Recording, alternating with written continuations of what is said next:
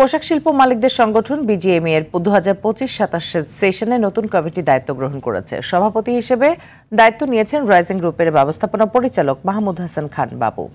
প্রতিযোগিতার সক্ষমতা ধরে রাখতে সবাইকে ঐক্যবদ্ধভাবে কাজ করার আহ্বান জানান তিনি। পোশাক খাতকে এগিয়ে নিতে স্বতন্ত্র মন্ত্রণালয় গঠন এবং এসএমইর জন্য বিশেষ সুবিধার দাবি জানান তিনি। বিস্তারিত তৌহিদুর রহমানের রিপোর্টে। বিজিএমইএর 2025-27 সেশনের নতুন কমিটির নির্বাচন অনুষ্ঠিত হয় গেল 31 মে। বিজয়ী জোট ফোরামের লিডার মাহমুদ হাসান বাবু নির্বাচিত হন সভাপতি। সোমবার প্রশাসকের কাছ থেকে দায়িত্ব গ্রহণ করে নতুন কমিটি। চ্যালেঞ্জের মধ্যেও বিজিএমইএকে এগিয়ে নেওয়ার চেষ্টা করেছেন বলে জানান বিদায়ী প্রশাসক আনোয়ার হোসেন।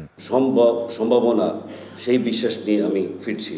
পোশাক খাতের চ্যালেঞ্জ মোকাবেলায় সবার সহযোগিতা চান নবনির্বাচিত সভাপতি। স্বতন্ত্র মন্ত্রণালয় সহ নানা দাবিও জানান তিনি। পোশাক শিল্পের জন্য স্বতন্ত্র মন্ত্রণালয় প্রতিষ্ঠা করার জন্য কাজ করা, এসএমই এবং নন বন্ডেড ফ্যাক্টরি যারা আছেন তাদেরকে বাড়তি সহযোগিতা দেওয়া। এই ইসরায়েল আর ইরানের যুদ্ধটা আমাদের জন্য একটা নতুন চ্যালেঞ্জ, কারণ হচ্ছে এরপরে যদি ফলে তেলের দাম বৃদ্ধি পেলে সেটার একটা রিকারিং এফেক্ট সবার উপর পড়বে এবং পোশাক শিল্প এর থেকে বাদ যাবে না। শিল্পের উন্নয়নে সব জোটকে একসঙ্গে কাজ করার আহ্বান জানান সাবেক সভাপতিরাও। আমি আশা করি আপনার নেতৃত্বে বাংলাদেশের পোশাক শিল্প আরো আধুনিক, টেকসই ও আন্তর্জাতিক মানে গিয়ে পৌঁছাবে।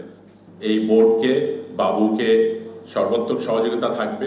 এই সেক্টরের জন্য যে যে কাজগুলো আমরা করে এসেছি, আগামীতে আরও এটা কন্টিনিউ নিয়ে একটা গ্রেটার হাইটে এটা যাবে ইনশাল্লাহ, এবং সবাই মিলে আমরা কাজ করব। জুলাই আগস্ট অভ্যুত্থানে ক্ষতিগ্রস্ত পরিবারগুলোর সদস্যদের কর্মসংস্থানের সৃষ্টির আশ্বাসও দেন নবনির্বাচিত সভাপতি। তৌহিদুর রহমান, RTV, ঢাকা।